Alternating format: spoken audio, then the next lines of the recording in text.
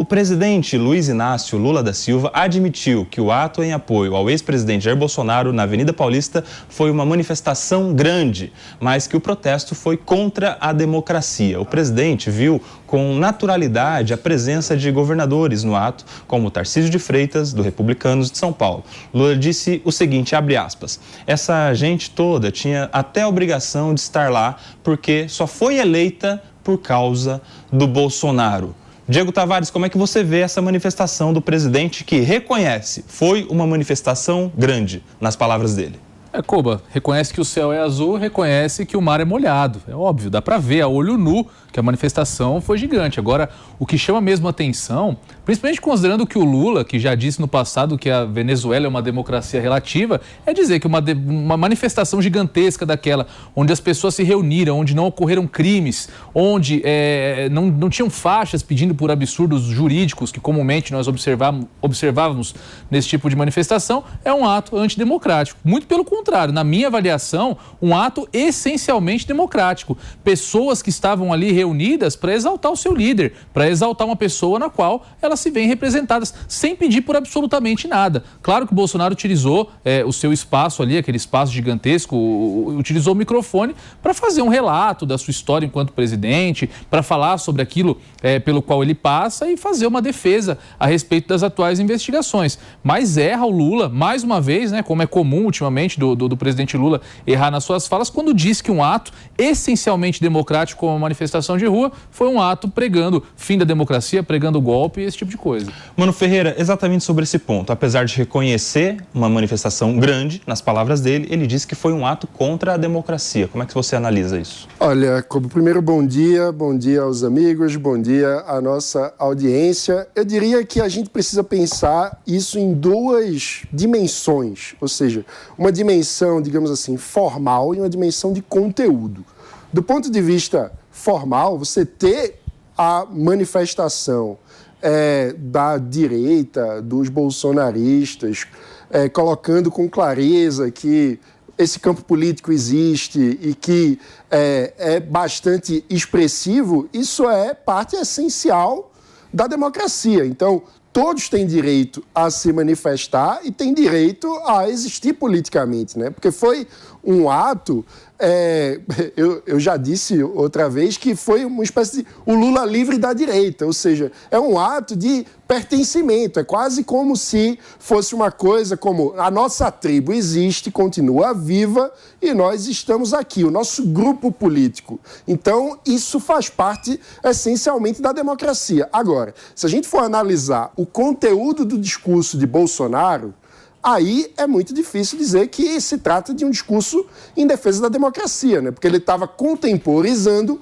o conteúdo de uma minuta golpista.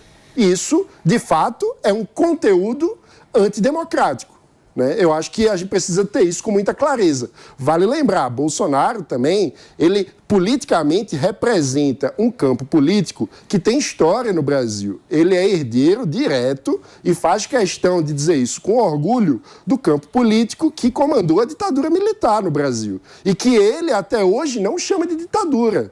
Que ele até hoje usa artifícios jurídicos para tentar dar uma roupagem legalista àquilo que aconteceu. E um dos conteúdos também da manifestação dele, o pedido mais importante que Bolsonaro fez em cima do trio, foi por uma proposta de anistia, que é também uma herança direta do seu campo político. Parece que diante a caixa de ferramentas que o Bolsonaro puxa é a caixa de ferramenta dos militares ao fim da ditadura que pediam anistia e que tiveram anistia. Dessa vez, nós estamos numa democracia que tem muitas dificuldades, mas que é muito mais saudável do que o fim da ditadura militar. Eu espero que não haja anistia e que aqueles que são responsáveis por crimes contra a democracia sejam devidamente processados e punidos.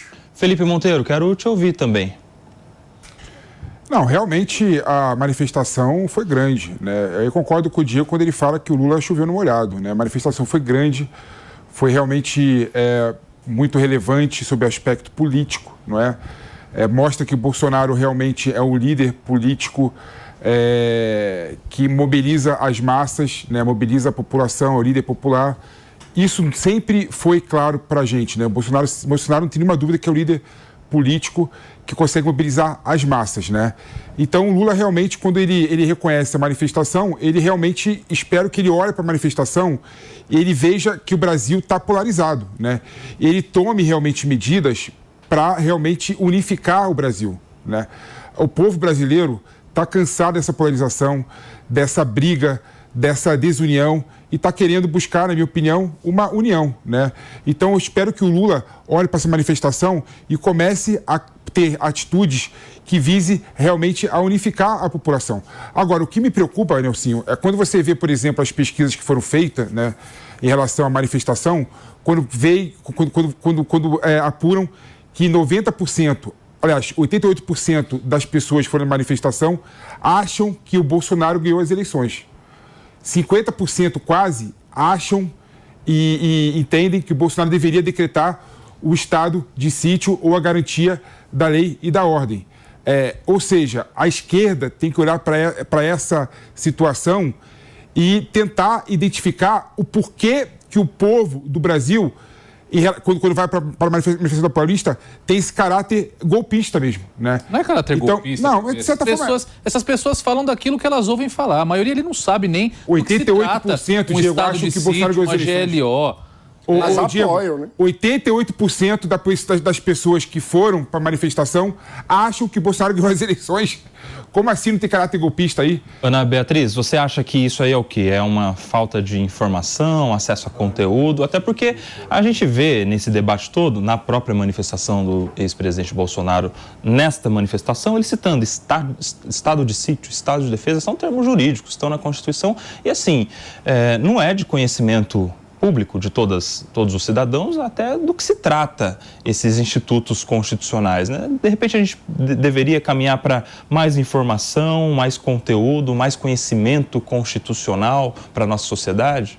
Bom dia, Nelsinho. Bom dia a todos.